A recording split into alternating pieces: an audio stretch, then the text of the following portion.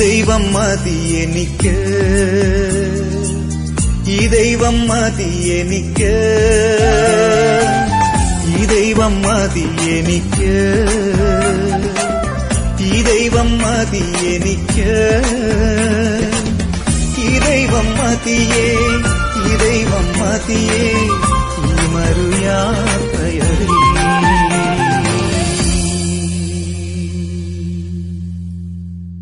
ദൈവം ഒരിക്കലും പറയുന്നില്ല I am sorry I have something else to do എന്ന് കർത്താവ് ഒരിക്കലും പറയുന്നില്ല. If you are ready to sit in his presence, he is ready to sit with you for 24 hours a day.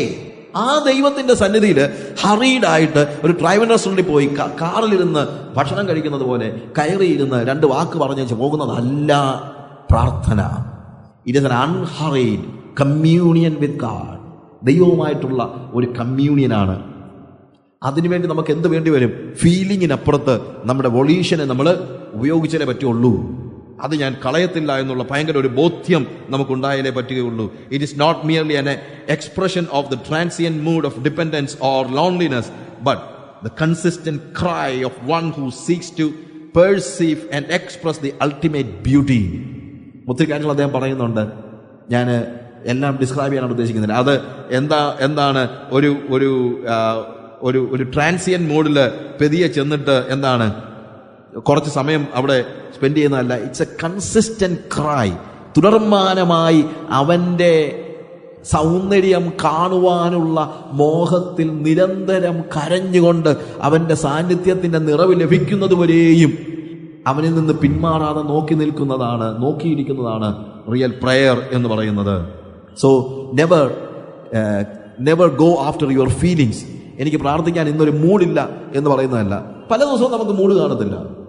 And sometimes we feel God is million miles away. ദൈവം ഇന്ന് രാവിലെ എണീറ്റിട്ട് ഒരു ദൈവ സാന്നിധ്യം അനുഭവിക്കാൻ പറ്റിയില്ല. ഇന്ന് ഉച്ചയ്ക്ക് ഒരേ വേദോസം വായിക്കണമെന്ന് ആഗ്രഹിച്ചു, എനിക്ക് വായിക്കാനേ പറ്റിയില്ല. എനിക്കിപ്പോഴും വായിക്കാനുള്ളൊരു മൂഡില്ല. ദൈവ സാന്നിധ്യം അനുഭവിക്കാൻ കഴിയുന്നില്ല. See, this is our feeling. Sometimes it is like that. It is a reality. നമ്മുടെ ഫീലിംഗിന്റെ തലത്തിലുള്ള റിയാലിറ്റിയാണ്. പക്ഷേ even when you feel God is million miles away, that is not the reality. God is there. ദൈവം 1000 മൈലുകൾക്ക് അപ്പുറത്താണെന്ന് തോന്നുമ്പോൾ ദൈവം 1000 മൈലുകൾക്ക് അപ്പുറത്തല്ല. നമ്മുടെ ഒരു തോന്നല. ദൈവം എവിടെ തന്നെ ഉണ്ട്? നിന്റെ ശ്വാസത്തിനും അടുത്ത് ദൈവം നമ്മുടെ അടുത്ത് നിൽപ്പുണ്ട് എന്നുള്ള റിയാലിറ്റി നമ്മൾ തിരിച്ചറിയണം. ഫീലിങ്ങിനപ്പുറത്ത് വില്ലിന്റെ തലത്തിലേക്ക്, വൊളീഷിന്റെ തലത്തിലേക്ക് കയറുമ്പോഴാണ് ശരിക്കും നമുക്ക് പ്രാർത്ഥിക്കാൻ കഴിയുന്നത്. അതുകൊണ്ട് സമയത്തെ അപഹരിക്കുന്നതായ ഇൻഡിസിപ്ലിൻ മാറ്റി ഫീലിങ്ങിന്റെ ലോകത്ത് നിന്ന് മാറി ബോധപൂർവമായി വൊളീഷിന്റെ തലത്തിൽ കർത്താവിന്റെ സന്നിധിയിലേക്ക് ചെല്ലുവാൻ കഴിയുന്ന ഒരു സ്റ്റേജ്. ഇനി അടുത്തതായിട്ട് the third hindrance for prayer in our practical living, it is our view of God. ദൈവത്തെക്കുറിച്ചുള്ള നമ്മുടെ കാഴ്ചപ്പാട്. എങ്ങനെയുള്ളവനാണ് ദൈവം എന്നുള്ള കാഴ്ചപ്പാട്. ഞാൻ മുമ്പേ പറഞ്ഞല്ലോ, ദൈവത്തെക്കുറിച്ച് പലരും പല രീതിയിലാണ് കാണുന്നത്. ആ ദൈവത്തെക്കുറിച്ചുള്ള ഡിഫറൻ്റ് ആയിട്ടുള്ള കാഴ്ചപ്പാടിൽ നമുക്ക് ദൈവത്തെക്കുറിച്ചുള്ള ആറ്റിറ്റ്യൂഡും എല്ലാം മാറിക്കൊണ്ടിരിക്കും. somebody said we have made different hats for God. ദൈവത്തിന് നമ്മൾ വ്യത്യസ്തമായ ഹാറ്റുകൾ പണിത് കൊടുത്തിരിക്കുകയാണ്. തൊപ്പി ചിലർ പണിത് കൊടുത്തിരിക്കുന്നത് ഒരു പോലീസുകാരൻ്റെ തൊപ്പിയാണ്. പോലീസുകാരൻ്റെ തൊപ്പിയുടെ പ്രശ്നം എന്ന് പറഞ്ഞാൽ അവൻ ദൈവത്തെ കാണുന്ന ഒരു പോലീസുകാരനെ പോലെയാണ്. നമ്മളെ ഇങ്ങനെ അടിക്കാനും പിടിക്കാനും ഒക്കെ നോക്കിയിരിക്കുന്ന ഒരു പോലീസുകാരൻ. എന്താ പ്രശ്നം? അങ്ങനെ ഒരു തൊപ്പി തയ്പ്പിച്ചു കൊടുത്താൽ പിന്നീട് നമ്മൾ ദൈവത്തെ കാണാൻ ആഗ്രഹിക്കത്തില്ല, കാണാതെ പോകാൻ ആഗ്രഹിക്കുന്നു. ഞാൻ പറഞ്ഞ മനസ്സിലാക്കണം. വഴിയിൽ ഏതെങ്കിലും ആർട്ടിയോ വണ്ടി പിടിക്കാൻ നിൽക്കുന്നുണ്ടെന്ന് പറഞ്ഞാൽ എന്നാ പുള്ളിയെ ഒന്ന് കണ്ടേച്ച് പോയേക്കാമെന്ന് ആരെങ്കിലും ചിന്തിക്കുമോ? ഇല്ല. നമ്മളെന്താ ചെയ്യുന്നത്? ഊളിയിട്ട് ഏത് വഴിയെങ്കിലും അയാളെ കാണാതെ പോകാനേ നോക്കത്തുള്ളൂ. ഇതുപോലെ തന്നെ ദൈവം നമ്മളെ കൊല്ലാനും തിന്നാനും ഇരിക്കുന്ന ഒരു വ്യക്തിയാണെന്നുള്ള ഒരു കാഴ്ചപ്പാട്, അല്ലെങ്കിൽ നമ്മുടെ എല്ലാ കുറവുകളും നോക്കി കണക്ക് പറഞ്ഞ് നമ്മളെ വിഷമിപ്പിക്കുന്ന, ഫൈൻ അടിക്കുന്ന, ടിക്കറ്റ് തരുന്ന ഒരു ആളായിട്ട് ദൈവത്തെ കാണുകയാണെങ്കിൽ നമ്മൾ ദൈവത്തെ കാണാനായിട്ടുള്ള ഒരു ആഭിമുഖ്യം നമുക്ക് ഉണ്ടാകത്തില്ല. But our God is not like that. നമ്മളെ എങ്ങനെയെങ്കിലും ഉപദ്രവിക്കാൻ നോക്കിയിരിക്കുന്ന ഒരാളല്ല. പോലീസുകാരൻ്റെ ഒക്കെ അല്ലെങ്കിൽ ആർട്ടിയോ വണ്ടി പിടിക്കുമ്പോൾ എല്ലാ കാര്യങ്ങളും ഉണ്ടെങ്കിലും ഇല്ലേ, കാര്യം അവർക്ക് ടാർഗറ്റ് തീർക്കാനായിട്ട് ചിലപ്പോൾ എന്ത് ചെയ്യേണ്ടി വരും? ചിലപ്പം വണ്ടിയുടെ എല്ലാ കാര്യം ശരിയാണെങ്കിൽ അയാൾ കയറി ബ്രേക്ക് ചെയ്യാനായിട്ട് ചവിട്ടിയിട്ട് പറയും, ഇതിന് ബ്രേക്ക് ഇല്ലല്ലോ, 25 രൂപ അല്ലെങ്കിൽ 250 രൂപ. ബ്രേക്ക് ഉണ്ടോ ഇല്ലോ തെളിയിക്കാനൊക്കെ നമ്മൾ നിൽക്കുമോ? കാര്യം എങ്ങനെയെങ്കിലും എന്തെങ്കിലും പറഞ്ഞ് ഉപദ്രവിക്കാനായിട്ട് നോക്കുന്ന ഒരു പോലീസുകാരനെ പോലെയാണ് നമ്മൾ പലപ്പോഴും ദൈവത്തെ അറിയുന്നത്. But that is not the truth. Our God is a gracious God. നമ്മുടെ ദൈവം എങ്ങനെയുള്ള ദൈവമാണ്? കൃപാലുവായ ഒരു ദൈവമാണ്. നമ്മളെ സഹായിക്കാതിരിക്കാൻ നോക്കുന്ന ദൈവമല്ല, എങ്ങനെയും നമ്മളെ സഹായിക്കാൻ നോക്കുന്ന ദൈവമാണ് നമ്മുടെ ദൈവം എന്നുള്ളത് നമ്മൾ മനസ്സിലാക്കണം. So our view of God, അത് നമ്മളുടെ ഒരു വലിയൊരു ഹിൻഡ്രൻസ് ആണ്. Our God is a gracious God. ഒത്തിരി തൊപ്പിയുടെ കാര്യം പറയാനുണ്ട്, എനിക്ക് സമയമില്ല, അതുകൊണ്ട് അതിനെക്കുറിച്ച് പറയുന്നില്ല. ചിലർ കൊടുത്തിരിക്കുന്നത് ഒരു ഡോക്ടേഴ്സ് ഹാറ്റാണ്. പോലീസുകാരുടെ തൊപ്പി വെച്ചിരിക്കുന്നവരുടെ പ്രശ്നം എന്ന് ചോദിച്ചു കഴിഞ്ഞാൽ അവർ കഴിവെങ്കിൽ ദൈവത്തെ കാണാതിരിക്കാൻ നോക്കും. ഡോക്ടേഴ്സ് ഹാറ്റാണ് ചിലർ വെച്ചിരിക്കുന്നത്. അതെന്താണെന്ന് ചോദിച്ചു കഴിഞ്ഞാൽ അവരാകെപ്പാടെ പോകുന്നത് അവർക്ക് അസുഖമോ പ്രയാസങ്ങളോ വല്ലതും ഉള്ളപ്പോഴാണ്. ഡോക്ടറെ നമ്മളിപ്പോൾ എന്നും പോയി കാണത്തൊന്നുമില്ലല്ലോ. എപ്പോഴാണ് പോകുന്നത്? രോഗമുള്ളപ്പോൾ. അതുപോലെ ഹീലിംഗ് ആവശ്യമുള്ളപ്പോൾ മാത്രം കർത്താവിനെ കാണാൻ പോകുന്ന ഒത്തിരി പേരുണ്ട്. അവരെന്ത് ചെയ്യുന്നു? ദൈവത്തിൻ്റെ തലയിൽ വെച്ചിരിക്കുന്നത് എന്താണ്? ഒരു ഡോക്ടേഴ്സ് ഹാറ്റാണ്. വേറെ ചിലർ വെച്ചിരിക്കുന്ന ഒരു എക്സിക്യൂട്ടീവ് ഷെഫിൻ്റെ ഹാറ്റാണ്. എന്ന് വെച്ച് കഴിഞ്ഞാൽ നിങ്ങൾ എന്താവശ്യപ്പെട്ടാലും നിങ്ങളുടെ ടേസ്റ്റ് അനുസരിച്ച് 7 സ്റ്റാർ ഹോട്ടലിലൊക്കെ കയറി കഴിഞ്ഞിട്ട് അവിടെ ഒരു മെനു ഇതിനകത്തില്ലാത്ത ഒരു സാധനവും നിങ്ങൾക്ക് ചോദിക്കാം. If it is A 7 star hotel you can ask even ഈ മെനുവിനകത്തില്ലായിരിക്കും. ഇല്ലാത്തൊരു കാര്യം വേണമെങ്കിലും ചോദിക്കാം. ചോദിക്കുമ്പം എക്സിക്യൂട്ടീവ് ഷെഫ് വന്നിട്ട് I am sorry sir we don't have it എന്ന് പറയത്തില്ല. ചിലപ്പോൾ താമസിക്കുമായിരിക്കും, എന്നാലും നിങ്ങൾ പറയുന്ന ഡിഷ് അയാൾ ഉണ്ടാക്കി തന്നിരിക്കും. ഇതുപോലെ നിങ്ങൾക്ക് എന്തോ വേണമെങ്കിലും ചോദിച്ചു. പിന്നെ കുറച്ച് നേരം കാത്തിരിക്കണം അല്ലേ? 7 സ്റ്റാർ ഹോട്ടലൊക്കെ ആകുമ്പോൾ ചിലപ്പം രാവിലെ ഓർഡർ ചെയ്ത ഉച്ചയ്ക്കായിരിക്കും കിട്ടുന്നത്, എന്നാലും കിട്ടും. അതുപോലെ നിങ്ങളും കുറച്ച് നാൾ ചിലപ്പം സ്വപ്നം കണ്ടുകൊണ്ടും ഗർഭം ധരിച്ചുകൊണ്ടും ഒക്കെ ഇരിക്കണമായിരിക്കും, എന്നാലും നിങ്ങൾക്ക് കിട്ടാതിരിക്കത്തില്ല. നിങ്ങളുടെ സ്വപ്നങ്ങൾക്കനുസരിച്ച് എല്ലാം തരുന്നവനായ ഒരു ദൈവം. ഇതൊക്കെ തരുന്നില്ലയോ എന്ന് ചോദിച്ചാൽ തരുന്നുണ്ടായിരിക്കും. പക്ഷേ ഇവിടുത്തെ പ്രോബ്ലം ഈ ഓരോ സന്ദർഭങ്ങളിലും നമ്മൾ ദൈവത്തെ ഉപയോഗിക്കാനാണ് പരിശ്രമിക്കുന്നത് എന്നുള്ളതാണ്. അല്ലാതെ ദൈവം നമ്മളെ ഉപയോഗിക്കാനല്ല, നമ്മൾ ദൈവത്തെ ഉപയോഗിക്കാൻ. പക്ഷെ പ്രാർത്ഥനയുടെ അടിസ്ഥാന ഘടകം ദൈവത്തെ നമുക്കെങ്ങനെ ഉപയോഗിക്കാൻ കഴിയുമെന്നുള്ളതല്ല, നമ്മളെ ദൈവം ഉപയോഗിക്കാൻ നമ്മളെ ഏൽപ്പിച്ചു കൊടുക്കുന്നതാണ് ശരിക്കും പറഞ്ഞാൽ പ്രാർത്ഥന എന്ന് പറയുന്നത്. ദൈവത്തിൻ്റെ ഡിസയർ, ദൈവത്തിൻ്റെ സ്വപ്നങ്ങളിലേക്ക് നമ്മൾ വളരേണ്ടതിന് അവൻ്റെ സ്വഭാവത്തോട് ഏകീഭവിക്കുവാനാണ് നമ്മൾ വാസ്തവത്തിൽ പ്രാർത്ഥിക്കേണ്ടത് ആവശ്യമായിരിക്കുന്നത്. അതിനെക്കുറിച്ച് പിന്നീട് പല കാര്യങ്ങൾ പറയാൻ ഉണ്ട്. ഓക്കെ, ഇവിടെ our God is a gracious God. ദൈവത്തെക്കുറിച്ചുള്ള ആറ്റിറ്റ്യൂഡിൽ ഒരിക്കലും നമ്മൾ ചിന്തിക്കരുത് നമ്മളെ സഹായിക്കാത്ത ഒരു ദൈവമാണ് എന്ന് ചിന്തിക്കരുത്. നമ്മളെ എപ്പോഴും സഹായിക്കാൻ നോക്കിയിരിക്കുന്ന ദൈവം. റോമാലേഖനം 8-ാം അധ്യായം അതിൻ്റെ 32-ാം വാക്യം വായിക്കുമ്പോൾ, റോമൻസ് ചാപ്റ്റർ 8 വേഴ്സ് 32, സ്വന്തം പുത്രനെ ആദരിക്കാതെ നമുക്കെല്ലാവർക്കും വേണ്ടി ഏൽപ്പിച്ചു തന്നവൻ അവനോടുകൂടെ സകലവും നമുക്ക് നൽകാതിരിക്കുമോ? സ്വന്തം പുത്രനെ ആദരിക്കാതെ നമുക്ക് എല്ലാവർക്കും വേണ്ടി ഏൽപ്പിച്ചു തന്നവൻ അവനോടുകൂടെ സകലവും നമുക്ക് നൽകാതിരിക്കുമോ? തീർച്ചയായിട്ടും അവൻ ഗ്രേഷ്യസ് ആണ്. അവൻ നമ്മളോട് കരുണയുള്ളവനാണ്. അവിടെ ഭൗതിക കാര്യങ്ങളൊന്നും അല്ല പറയുന്നത് മറ്റൊന്നുമല്ല. അവിടെ നമുക്ക് ലഭിക്കുന്നതായ അവൻ്റെ പുത്രൻ്റെ സ്വരൂപത്തോടുള്ള അനുരൂപതയാണ് അവിടുത്തെ പ്രധാനപ്പെട്ട വിഷയം. മറ്റു കാര്യങ്ങളൊന്നും അല്ല അവിടെ പറയുന്നത്. പക്ഷേ നമ്മെ ഇടയ്ക്കിട്ടേച്ചു പോകുന്നവനായ ഒരു ദൈവം അല്ല. നമ്മളോട് കരുണയുള്ളവനും ഞാൻ നിന്നെ രക്ഷിച്ചു ഇനി നീ എങ്ങനെങ്കിലും ജീവിച്ചോ എന്ന് പറയുന്നവനും അല്ല ദൈവം. ഞാൻ പറഞ്ഞ മനസ്സിലാകുന്നുണ്ടല്ലോ? ഏതാണെങ്കിലും നിന്നെ പാപത്തിൽ നിന്ന് ഞാൻ വിടുവിച്ചു, ഇനിയിപ്പോൾ നീ എന്തോന്ന് വെച്ചാൽ ചെയ്തോ എന്നും പറയുന്നവനുമല്ല. നമ്മൾ അങ്ങെത്തുവോളം നമ്മളെ വഴി നടത്തുന്ന, നമ്മളെ കൈപിടിച്ച് നടത്തുന്ന ഒരു ദൈവമാണ് നമ്മുടെ ദൈവം. ഒരു ഗ്രേഷ്യസ് ഗാഡാണ്. Is a gracious God. അവൻ നമുക്ക് വേണ്ടി സകലതും നിർവഹിക്കുവാൻ മനസ്സുള്ളവനാണ്. ദൈവം കരുണയുള്ളവനാണ്. അവനോട് നമ്മൾ ഒരു പരിധി വരെ എന്താണ് പുറകെ നടന്ന് ചോദിക്കേണ്ട കാര്യം പോലുമില്ല. ചില ഭാഗങ്ങളൊക്കെ വായിക്കുമ്പോഴത്തേക്ക് നമുക്ക് സ്വാഭാവികമായി സംശയം തോന്നുന്ന ചില പാസേജസ് ഉണ്ട്. വേദപുസ്തകത്തിൽ പറഞ്ഞിട്ടുള്ള ചില പ്രത്യേകിച്ച് ഉപമകളുടെ കാര്യം പറയുമ്പോഴത്തേക്ക് ലൂക്കോസിന്റെ സുവിശേഷം 11-ാം അധ്യായത്തിൽ നമ്മൾ 5 മുതലുള്ള വാക്യങ്ങൾ വായിക്കുമ്പോൾ കാണുന്ന ഉപമ പലപ്പോഴും ആളുകൾ ചോദിക്കാറുണ്ട്, അതെന്താ അങ്ങനെ എന്ന് ചോദിക്കുന്നു. അവിടെ ചോദിക്കുന്നത് 5 മുതലുള്ള വാക്യങ്ങളിൽ, പിന്നെ അവൻ ഒരുവനോട് പറഞ്ഞു, നിങ്ങളിൽ ആർക്കെങ്കിലും ഒരു സ്നേഹിതൻ ഉണ്ട് എന്നിരിക്കട്ടെ, അവൻ അർദ്ധരാത്രിക്ക് അവൻ്റെ അടുക്കൽ ചെന്ന്, സ്നേഹിത എനിക്ക് 3 അപ്പം വായ്പ തരണം, എൻ്റെ ഒരു സ്നേഹിതൻ വഴിയാത്രയിൽ എൻ്റെ അടുക്കൽ വന്നു, അവന് വിളമ്പിക്കൊടുപ്പാൻ എൻ്റെ പക്കൽ ഏതുമില്ല എന്ന് അവനോട് പറഞ്ഞാൽ, എന്നെ പ്രയാസപ്പെടുത്തരുത്, കതകടച്ചിരിക്കുന്നു, പൈതങ്ങളും എന്നോടുകൂടെ കിടക്കുന്നു, എഴുന്നേറ്റ് തരുവാൻ എനിക്ക് കഴിയുകയില്ല എന്ന് അകത്തു നിന്ന് ഉത്തരം പറഞ്ഞാലും അവൻ സ്നേഹിതനാകൊണ്ട് എഴുന്നേറ്റ് അവന് കൊടുക്കയില്ലെങ്കിലും അവൻ ലജ്ജ കൂടാതെ മുട്ടിക്കുക നിമിത്തം എഴുന്നേറ്റ് അവന് വേണ്ടുന്നിടത്തോളം കൊടുക്കും എന്ന് ഞാൻ നിങ്ങളോട് പറയുന്നു. യാചിപ്പിൻ എന്നാൽ നിങ്ങൾക്ക് കിട്ടും, അന്വേഷിപ്പിൻ എന്നാൽ നിങ്ങൾ കണ്ടെത്തും, മുട്ടുവിൻ എന്നാൽ നിങ്ങൾ തുറക്കും. യാചിക്കുന്ന ഏവനും ലഭിക്കുന്നു, അന്വേഷിക്കുന്നവൻ കണ്ടെത്തുന്നു, മുട്ടുന്നവന് തുറക്കും എന്ന് ഞാൻ നിങ്ങളോട് പറയുന്നു. എന്നാൽ നിങ്ങളിൽ ഒരു അപ്പനോട് മകൻ അപ്പം ചോദിച്ചാൽ അവന് കല്ല് കൊടുക്കുമോ? അല്ല, മീൻ ചോദിച്ചാൽ മീനിന് പകരം പാമ്പിനെ കൊടുക്കുമോ? അങ്ങനെ ദോഷികളായ നിങ്ങൾ നിങ്ങളുടെ മക്കൾക്ക് നല്ല ദാനങ്ങളെ കൊടുക്കുവാൻ അറിയുന്നു എങ്കിൽ സ്വർഗ്ഗസ്ഥനായ പിതാവ് തന്നോട് യാചിക്കുന്നവർക്ക് പരിശുദ്ധാത്മാവിനെ എത്രയധികം നൽകും.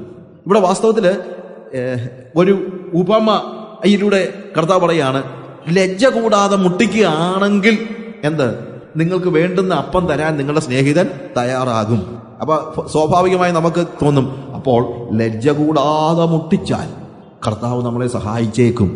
അതാണോ ഇതിന്റെ അർത്ഥം? അല്ല. ഇതേപോലെ തന്നെ ഒരു ഉപമയാണ് നമ്മൾ 18-ാം അധ്യായത്തിന്റെ 2 മുതലുള്ള വാക്യങ്ങളിൽ കാണുന്നത്. അവിടെ പറയുന്നത്, ദൈവത്തെ ഭയവും മനുഷ്യനെ ശങ്കയും ഇല്ലാത്ത ഒരു ന്യായാധിപൻ പട്ടണത്തിനുണ്ടായിരുന്നു. ആ പട്ടണത്തിൽ ഒരു വിധവയും ഉണ്ടായിരുന്നു. അവൾ തന്റെ അടുക്കൽ ചെന്ന് എന്റെ പ്രതിയോഗിയോട് പ്രതിക്രിയ നടത്തി രക്ഷിക്കണമെന്ന് പറഞ്ഞു. അവന് കുറെ കാലത്തേക്ക് മനസ്സിലായിരുന്നു.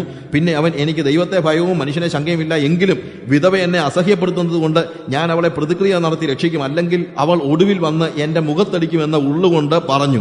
അനീതിയുള്ള ന്യായാധിപൻ പറയുന്നത് ശ്രദ്ധിപ്പീൻ. ദൈവമോ രാപ്പകൽ തന്നോട് നിലവിളിക്കുന്ന തന്റെ വൃതന്മാരുടെ കാര്യത്തിൽ ദീർഘക്ഷമയുള്ളവനായാലും അവരെ പ്രതിക്രിയ നടത്തി രക്ഷിക്കയില്ലയോ? വേഗത്തിൽ അവരെ പ്രതിക്രിയ നടത്തി രക്ഷിക്കും എന്ന് ഞാൻ നിങ്ങളോട് പറയുന്നു. ഇത് വായിക്കുമ്പോഴെല്ലാം നമ്മുടെ മനസ്സിൽ വരുന്ന കാര്യം, ദൈവത്തിന് നമ്മളെ സഹായിക്കാൻ മനസ്സൊന്നും ഇല്ലെങ്കിലും പിന്നെ നമ്മൾ കിടന്ന് വഴക്കുണ്ടാക്കി കഴിഞ്ഞാൽ പിന്നെ ഇത് നമുക്ക് ചെയ്തു തരാതിരിക്കാൻ നിവൃത്തിയില്ലാത്തത് കൊണ്ട് ദൈവം ചെയ്യുമെന്നാണ് പലപ്പോഴും നമ്മുടെ മനസ്സിൽ വരുന്നതും അങ്ങനെയാണ് പലരും പഠിപ്പിക്കുന്നതും. പക്ഷെ അങ്ങനല്ല ഇതിന്റെ അർത്ഥം. ഇതൊരു പാരബിൾ എന്നതിനേക്കാൾ ഉപരി it is A paradox in the parable.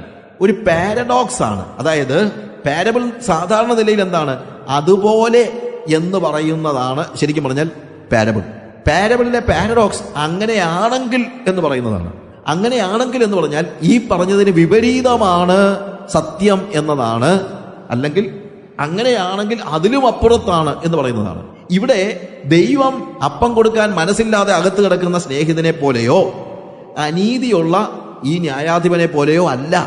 അനീതിയുള്ള ന്യായാധിപൻ തന്നെ ബുദ്ധിമുട്ടിച്ചാൽ ചെയ്യുമെങ്കിൽ ദൈവം അനീതിയുള്ളവനല്ലല്ലോ, അവനെ ബുദ്ധിമുട്ടിക്കുക പോലും ചെയ്യേണ്ട കാര്യമില്ലെന്നാണ് പറയുന്നത്. ഞാൻ പറഞ്ഞ മനസ്സിലാക്കണം. You understand? അല്ലാതെ ദൈവത്തെ ബുദ്ധിമുട്ടിച്ചാൽ ദൈവം വല്ലതും ചെയ്യും, അല്ലെങ്കിൽ ചെയ്യത്തില്ല. ദൈവം എന്നെ പേടിച്ച് ചെയ്യുകയാണോ? അനീതിയുള്ള ന്യായാധിപൻ പറഞ്ഞ എന്താ? ചെയ്തു കൊടുത്തേക്കാം, ഇല്ലെങ്കിൽ അവൾ വന്ന് എന്നെ മുഖത്തടിക്കുമെന്ന്. നിങ്ങൾ ചിന്തിക്കുന്നുണ്ടോ നിങ്ങളെ പേടിച്ചാ കാര്യങ്ങൾ ചെയ്തു തരുന്നതെന്ന്? അല്ല. അവിടുത്തെ അർത്ഥം ഇതാണ്, നിങ്ങൾ ലൗകികരായ ആളുകൾ ലോകത്തിൽ അനീതിയുള്ളവൻ പോലും നിരന്തരം പ്രാർത്ഥിക്കുന്ന, നിരന്തരം അപേക്ഷിക്കുന്ന ഒരു വ്യക്തിക്ക് വേണ്ടി കാര്യങ്ങളെ സാധിച്ചു കൊടുക്കുന്നുവെങ്കിൽ സ്വർഗസ്ഥനായ പിതാവ് തന്നോട് യാചിക്കുന്നവർക്ക് എത്ര ജനറസ് ആയിട്ട് കൊടുക്കും. അവന്റെ ജനറോസിറ്റി അവിടെ കാണിക്കുന്നു, അല്ലാതെ അവന്റെ പിശുക്കല്ല കാണിക്കുന്നത്. രാത്രിയിൽ ഉറങ്ങിക്കിടക്കുന്ന ഒരു സ്നേഹിതന്റെ അടുത്ത് ചെന്ന് നീ അവനോട് പറയുമ്പോൾ അവൻ ഒത്തിരി ബുദ്ധിമുട്ടുണ്ടെങ്കിൽ കഴിവതും നിന്നെ ഒഴിവാക്കാൻ നോക്കിയാലും അവൻ സ്നേഹിതനായതുകൊണ്ട് നിനക്ക് എഴുന്നേറ്റ് അപ്പം തരുമെങ്കിൽ, ദൈവത്തിന് അങ്ങനെ ഒരു ബുദ്ധിമുട്ടേ ഇല്ല. നീ ചോദിക്കാൻ നോക്കിയിരിക്കുകയാണ് ദൈവം എന്നാണ് പറയുന്നത്. ഞാൻ പറയുന്നത് മനസ്സിലാകുന്നുണ്ടോ? അതോ മനസ്സിലായില്ല? അപ്പൊ ഇവിടുത്തെ പ്രത്യേകത എന്താണ്? ഇവിടുത്തെ അർത്ഥം എന്താണ്? നമ്മൾ ദൈവത്തോട് ചോദിക്കുന്നതും നോക്കിയിരിക്കുകയാണ് ദൈവം. തന്നോട് യാചിക്കുന്നവർക്ക് ദൈവം പരിശുദ്ധാത്മാവിനെ എത്ര അധികം കൊടുക്കും അതാ പറയുന്നത്. അല്ലാതെ തന്നോട് വളരെ ബുദ്ധിമുട്ടിച്ചാൽ ചിലപ്പം ദൈവം തരുമായിരിക്കും. ഒത്തിരി ബുദ്ധിമുട്ടിച്ചാൽ തരുമെന്നല്ല, ബുദ്ധിമുട്ടിക്കേണ്ട കാര്യം പോലുമില്ല. He is A generous God. അതുകൊണ്ട് ഇവിടുത്തെ പാരബിളിനകത്തുള്ള പാരഡോക്സ് നമ്മൾ മനസ്സിലാക്കണം. എന്താണ് ഇവിടെ പറയുന്ന വ്യക്തി ദൈവത്തിന് സമനല്ല, അത് മനസ്സിലാക്കണം. ഈ അനീതിയുള്ള ന്യായാധിപതിയോ അതല്ലെങ്കിൽ ഈ എണീറ്റ് വരുവാൻ മനസ്സില്ലാത്ത സ്നേഹിതനോ ദൈവത്തെ പോലെയല്ല. ഭൂമിയിലെ, അതുകൊണ്ടാണ് കർത്താവ് പറയുന്ന, അവിടെ തന്നെ പറയുന്ന കാര്യമുണ്ടല്ലോ, അങ്ങനെ ദോഷികളായ നിങ്ങളുടെ മക്കൾക്ക് നല്ല ദാനങ്ങളെ കൊടുക്കുവാൻ അറിയുന്നുവെങ്കിൽ, ദോഷികളായ നിങ്ങൾ, ദൈവം നല്ല ദാനത്തെ എത്രയധികം, നിങ്ങൾക്ക് എത്ര പറഞ്ഞാൽ ഇത്രയൊക്കെ ചെയ്യാൻ പറ്റുള്ളൂ. പക്ഷെ ദൈവം അങ്ങനല്ല. ദൈവം തരുമ്പോൾ അവൻ പരിശുദ്ധാത്മാവിനെ എത്ര അധികം നൽകും. കാര്യം അവൻ നോക്കിയിരിക്കുകയാണ്, ഇതൊന്ന് സ്വീകരിക്കാനാ, നീ ഒന്ന് ചെല്ലാനായിട്ട് അവൻ നോക്കിയിരിക്കുകയാണ്. അതാണ് അവിടെ പറയുന്നത്. നമ്മുടെ നല്ല ദാനങ്ങൾ, അവിടെ പറയുന്ന വാക്ക് ഒന്നുകൂടെ പ്രസക്തമാണ്. പ്രാർത്ഥനയിലെ ഒരു പ്രധാനപ്പെട്ട ഒരു ആസ്പെക്റ്റാണ്. നിങ്ങൾ അങ്ങനെ ദോഷികളായ നിങ്ങളുടെ മക്കൾക്ക് നല്ല ദാനങ്ങളെ, മോശം ദാനങ്ങളെ കൊടുക്കാൻ ആഗ്രഹിക്കുന്നില്ല. എങ്ങനെയുള്ള ദാനങ്ങളെ കൊടുക്കാൻ ആഗ്രഹിക്കുന്നുള്ളൂ? നല്ല ദാനങ്ങൾ. മകൻ അപ്പം ചോദിച്ചാൽ കല്ല് കൊടുക്കുമോ? ഇല്ല. മകൻ മീനെ ചോദിച്ചാൽ പാമ്പിനെ കൊടുക്കുമോ? ഇല്ല. മുട്ട ചോദിച്ചാൽ തേളിനെ കൊടുക്കുമോ? ഇല്ല. കാര്യം അവൻ ചോദിക്കുന്ന കാര്യങ്ങൾ എന്താണ്? മോശപ്പെട്ട നിലയിൽ കൊടുക്കാൻ നിങ്ങളുടെ പിതാവിന് നിങ്ങൾ ഒരിക്കലും ചെയ്യത്തില്ല. നിങ്ങളുടെ മക്കൾക്ക് ഉപദ്രവം ഉണ്ടാകുന്ന ഒരു കാര്യം നിങ്ങൾ ചെയ്യത്തില്ല. നല്ല കാര്യങ്ങൾ മാത്രമേ ചെയ്യത്തുള്ളൂ.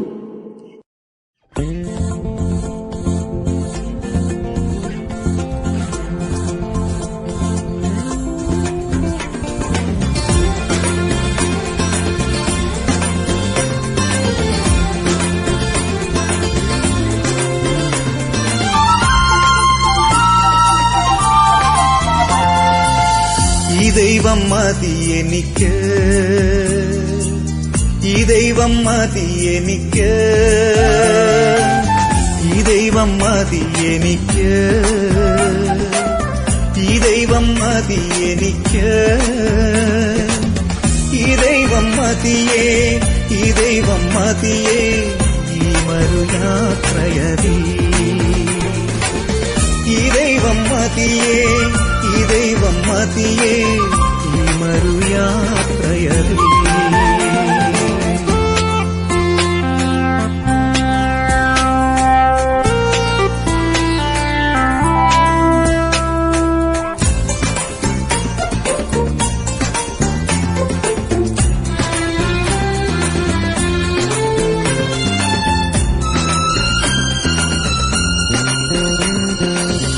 അബ്രഹാമിന്റെ ദൈവം, ഇസഹാക്കിന്റെ ദൈവം, അബ്രഹാമിന്റെ ദൈവം, ഇസഹാക്കിന്റെ ദൈവം, യാക്കോബിന്റെ ദൈവം, ഏഴകളുടെ ദൈവം, ഈ ദൈവം മതി എനിക്ക്. യാക്കോബിന്റെ ദൈവം, ഏഴകളുടെ ദൈവം, ഈ ദൈവം മതി എനിക്ക്, ഈ ദൈവം മതി എനിക്ക്, ഈ ദൈവം മതി എനിക്ക്, ഈ ദൈവം മതി എനിക്ക്, ഈ ദൈവം മതി എനിക്ക്, ഈ ദൈവം മതിയേ, ഈ ദൈവം മതിയേ ഈ മരുയാത്രയതി, ഈ ദൈവം മതിയേ, ഈ ദൈവം മതിയേ ഈ മരുയാത്രയതി.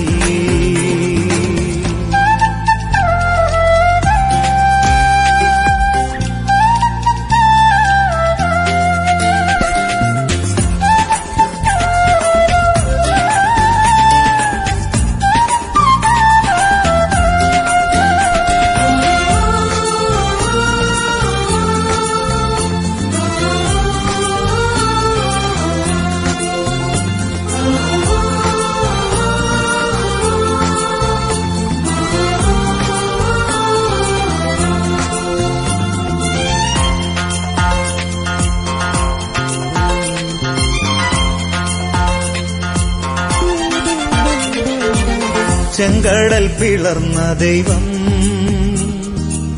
ഫറവോനെ തകർത്ത ദൈവം, ചെങ്കടൽ പിളർന്ന ദൈവം, ഫറവോനെ തകർത്ത ദൈവം, ഈ മരുയാത്രയിൽ തളരാതെ എന്നെ നടത്തുന്ന ദൈവമവൻ, ഈ മരുയാത്രയിൽ തളരാതെ എന്നെ നടത്തുന്ന ദൈവമവൻ, ഈ ദൈവം മതി എനിക്ക്,